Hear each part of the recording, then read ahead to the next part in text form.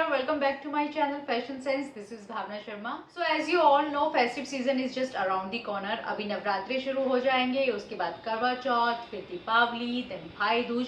सो बहुत सारी चीज़ें जो हैं वो बैक टू बैक अब आने वाली हैं. सो जब इतना सब कुछ आने वाला है तो आई एम सो एक्साइटेड, क्योंकि इन्हीं फेस्टिव सीज़न में हम लोग जो हैं ज़्यादा अच्छे से मेकअप भी करते हैं, अच्छे आउटफिट्स भी पहनते हैं, एक गुड वाइब्स वाला जो है माहौल बना रहता है. तो आप लोगों ने कुछ ना कुछ तो प्लान कर रखा होगा कि आप किस तरह से रेडी होंगे, कौन कौन से आउटफिट्स पहनने वाले हैं, राइट? और कैसा मेकअप करने वाले, विच इज़ मोस्ट इम्पॉर्टेंट, क्योंकि इन्हीं फेस्टिव सीज़न में हम सबसे ज़्यादा तैयार होते हैं. अच्छा भी लगता है, एक बहुत ही पॉजिटिव सा एटमॉस्फेयर बनता है, बहुत अच्छी गुड वाइब्स हमारे अंदर आती हैं. तो ऑब्वियसली मन भी करता है कि हाँ, अंदर से खुश है तो चलो बाहर से भी थोड़ा सा हम लोग गुड लुकिंग लगे. लेकिन होता क्या है, क्या ऐसा होता है आप लोगों के साथ? मोस्टली लेडीज़ के मुंह से मुझे ये सुनने को मिलता है कि जब भी हम अपना मेकअप करते हैं ना, हमारा मेकअप जो है तब तक तो ठीक रहता है जब तक हम मेकअप कर रहे हैं, लेकिन उसके बाद वो धीरे धीरे जो है काला पड़ने लगता है या फिर केकी हो जाता है. ऐसा क्यों होता है? क्या आप भी कुछ ऐसा ही प्रॉब्लम फेस कर रहे हैं? अगर आप ऐसा ही कोई प्रॉब्लम फेस कर रहे हैं ना, तो आज का जो टॉपिक है वो इसी के ऊपर बेस्ड है. यस, जैसे कि आप सभी जानते हैं कि फेस्टिव सीजन आने वाला है, तो ऑब्वियसली हम सारी की सारी लेडीज़ जो है तैयार तो ज़रूर होंगी. मेकअप तो भैया बनता ही बनता है, फिर चाहे वो लाइट हो या फिर हैवी हो. लेकिन मेकअप करने का जो है एक तरीका होता है, कुछ स्टेप्स होते हैं जो हमें फॉलो करने होते हैं, और अक्सर हम इन्हीं स्टेप्स को जब अच्छी तरीके से फॉलो नहीं करते हैं ना, तो हमारा जो मेकअप है वो या तो काला पड़ जाता है या फिर कुछ समय के बाद केकी लगने लगता है. तो क्या है वो स्टेप्स जिन्हें आप भी शायद स्किप कर रही हैं? अगर ऐसा कुछ है तो इस वीडियो को आप जो है एंड तक ज़रूर देखिएगा. मैं कुछ स्टेप्स आप लोगों के साथ शेयर करने वाली हूँ. अगर इन सारे स्टेप्स को आप फॉलो नहीं करती हैं तो अभी से फॉलो करना शुरू कर दीजिए, क्योंकि ये आपके लिए बहुत ही ज़्यादा फायदेमंद रहने वाला है. जी हाँ, बिल्कुल, क्योंकि आने वाले फेस्टिव सीजन में आपको अच्छे से तैयार होना है कि नहीं होना है. अगर आप चाहती हैं कि आप ब्यूटीफुल लगे, आपका मेकअप काला ना पड़े या केकी ना लगे, सो उसके लिए आपको ये सारे के सारे स्टेप्स जो है वो याद करने होंगे. आपको पता होने चाहिए वो सारे स्टेप्स क्या है, वो क्या गलतियां हैं जो आप बार बार करती आ रही हैं, जिनकी वजह से आपका जो है मेकअप खराब हो जाता है. मेकअप एक आर्ट है, और अगर आप इस आर्ट को अच्छी तरीके से सीख लेते हैं ना, तो यकीन मानिए कि आप जो है अपने मेकअप में चार चांद लगा सकते हैं. कुछ स्टेप्स जो कि आप लोगों को फॉलो करने होते हैं ड्यूरिंग दी मेकअप. अगर आप इन सारे स्टेप्स को अच्छे से फॉलो करते हैं तो आई एम डैम श्योर कि आपका जो मेकअप है वो लॉन्ग लास्टिंग रहेगा, बिल्कुल भी काला नहीं होगा, और आप जो है इवन आपका जो मेकअप है वो केकी भी नहीं लगेगा. सो चलिए फटाफट से मैं आप लोगों के साथ शेयर करती हूँ वो कुछ स्टेप्स जिन्हें आप फॉलो करेंगे अगर आप नहीं करते हैं तो, और अपने आने वाले फेस्टिव सीजन में इस बार आप बहुत ही ज़्यादा खूबसूरत लगने वाले हैं. ट्रस्ट मी, अगर आप ये सारे के सारे स्टेप्स को फॉलो करेंगे. तो चलिए देखते हैं हमारा नंबर 1 स्टेप जो कि आप लोगों ने ज़रूर फॉलो करना है. So the first step is wash your face proper. जी हाँ, ये एक बहुत ही इम्पॉर्टेंट स्टेप है जो कि हमें बिल्कुल भी स्किप नहीं करना चाहिए. देखिए क्या होता है ना कि हमारा जो फेस होता है उसमें कई तरह के डर्ट्स जो हैं वो आके चिपक जाते हैं.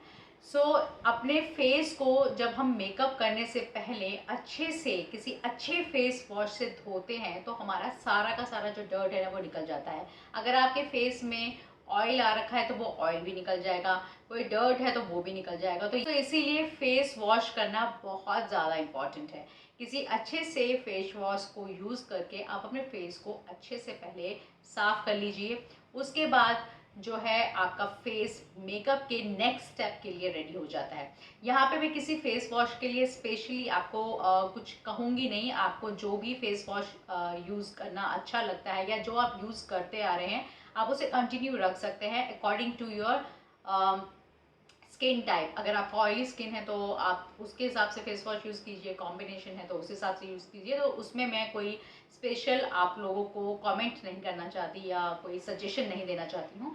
आप कोई भी फेस वॉश यूज़ कर सकते हैं, बट आपको बिफोर मेकअप अच्छे से अपना फेस को वॉश करना है.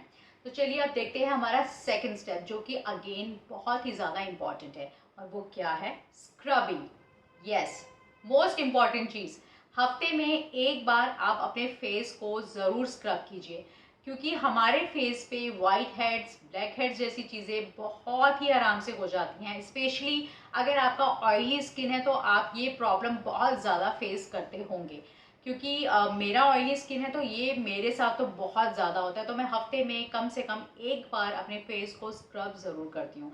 और जहाँ पर मेकअप की बात है, अगर आपको स्पेशली कहीं जाना है, आप चाहते हैं कि आपको आपका मेकअप अच्छा रहे, टिका रहे और थोड़ा साफ सुथरा लगे, तो उसके लिए मोस्ट इंपॉर्टेंट चीज़ है कि आप स्क्रबिंग को स्किप ना करें। अदरवाइज आप चाहे तो स्किप कर सकती हैं, लेकिन अगर एक अच्छा मेकअप चाहते हैं तो स्क्रबिंग थोड़ा सा आप कीजिए।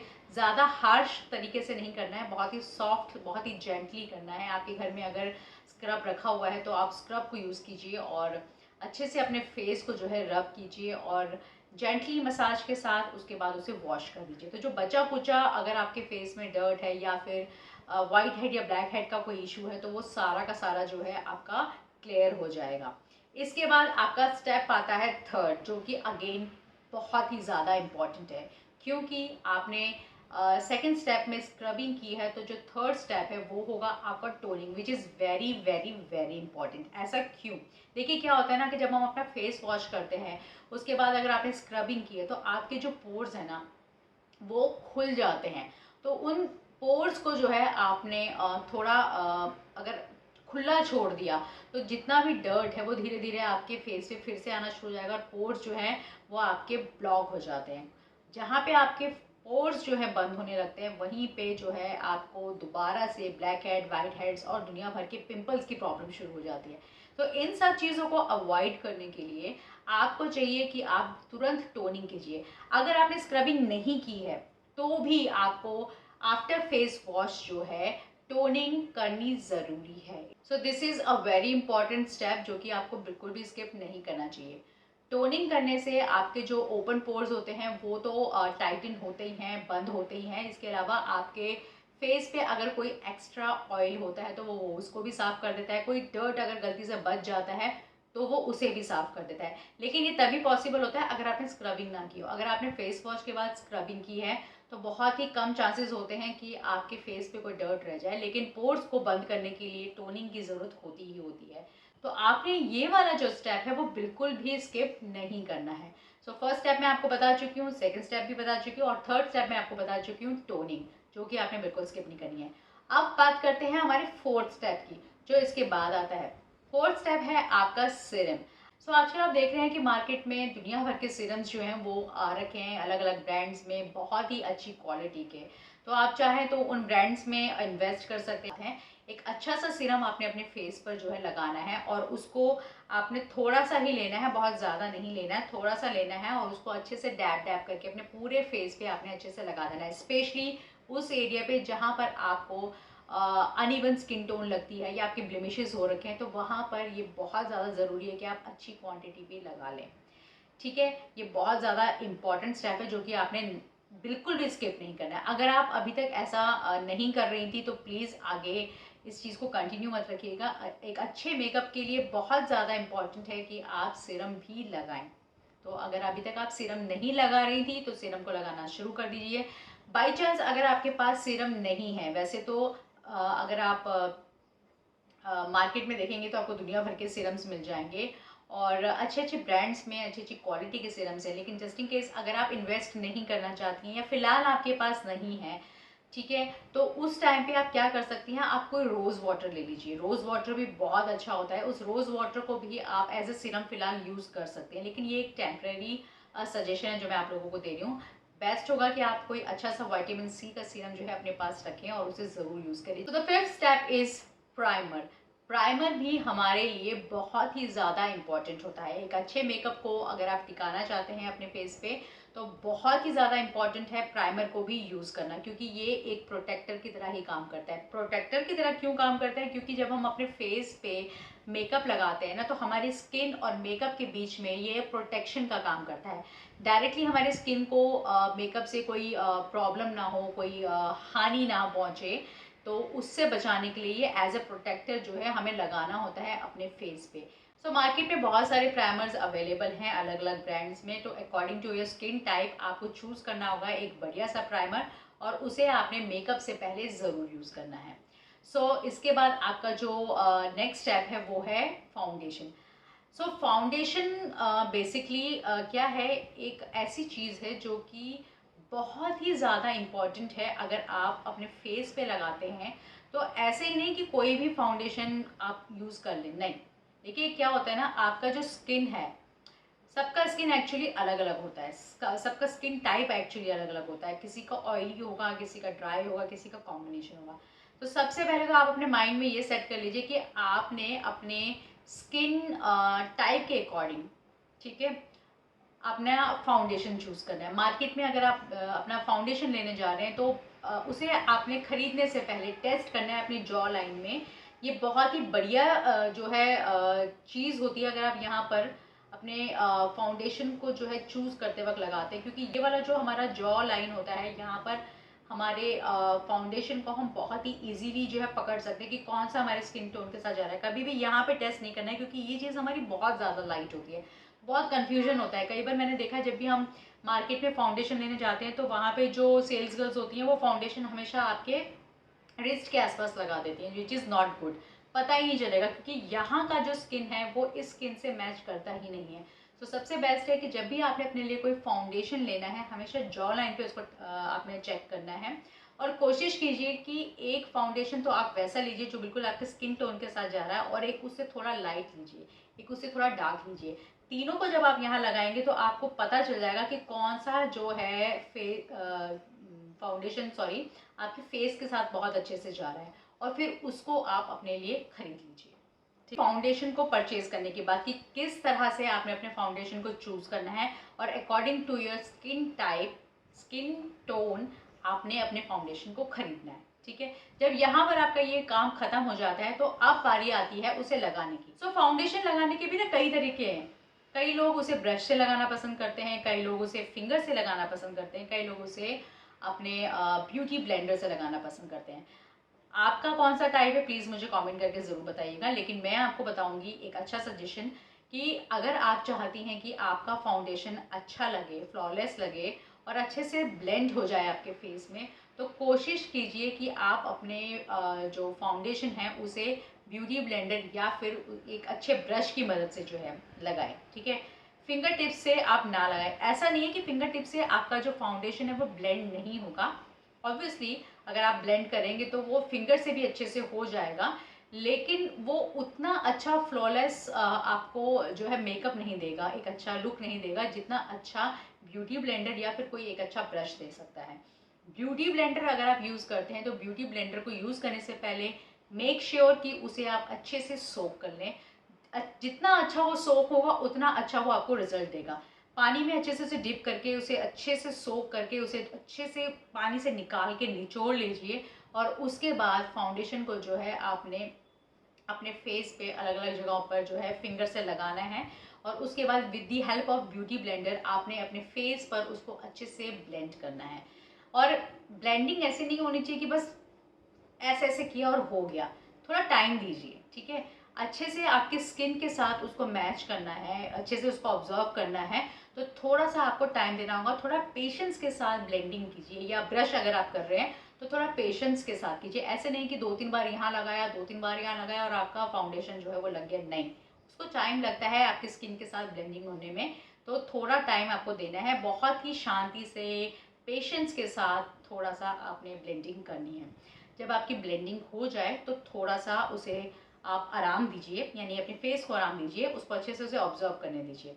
जब आपका ये सारा तामझाम हो जाए, उसके बाद जो आप लाइनर, लिपस्टिक्स, जो भी आप अपने फेस पे लगा रहे हैं, अपना आई मेकअप कर रहे हैं, वो सब करने के बाद जो सबसे लास्ट स्टेप है ना, वो आपने तो बिल्कुल भी स्किप नहीं करना है, नहीं तो सारा कबाड़ा हो जाएगा। और वो लास्ट स्टेप क्या है?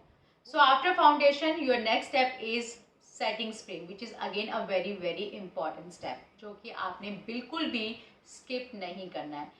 अगर आप सारा मेकअप कर लेते हैं और मेकअप करने के बाद आप सेटिंग स्प्रे से उसे सेट नहीं करते हैं ना, तो आपका जो मेकअप है वो कुछ टाइम के बाद खराब होने लगता है, काला पड़ने लगता है, या फिर केकी होने लगता है। तो उसे सेट करना जो है बहुत ज़्यादा इंपॉर्टेंट होता है। एक बार आप अपने सेटिंग स्प्रे से मेकअप को सेट कर लेते हैं तो फिर वो उसी जगह पे सेट हो जाता है जैसे कि आपने उसको बनाया है अपने फेस पे, जिस हिसाब से आपने मेकअप किया है वो वहीं जाके एक पर्टिकुलर तरीके से लॉक हो जाएगा, बेसिकली लॉक हो जाएगा मेकअप होने की, ठीक है। आप अच्छे से उसे लॉक कर सकते हैं और वो काफ़ी लंबे टाइम तक, काफ़ी लंबे ड्यूरेशन तक जो है मेकअप आपके फेस पे टिका रहता है। तो ये है हमारा लास्ट स्टेप। अगर इनमें से दोस्तों आप कोई भी ऐसा स्टेप जो है फॉलो नहीं कर रही थी तो उसे आप प्लीज़ फॉलो करना शुरू कर दीजिए, क्योंकि ये जो स्टेप्स हैं ये बहुत ही बेसिक से स्टेप्स हैं। सुनने में वैसे बेसिक लगते हैं, लेकिन जब आप इन्हें करने पे आते हैं ना तो आपको पता चलता है कि आप कितनी बड़ी मिस्टेक्स कर रहे थे। एक भी स्टेप अगर आपने इसमें से नहीं किया या छोड़ दिया या किसी भी रीज़न से नहीं किया तो आप एक फ्लॉलेस मेकअप कभी भी अपने चेहरे पे नहीं देख पाएंगी।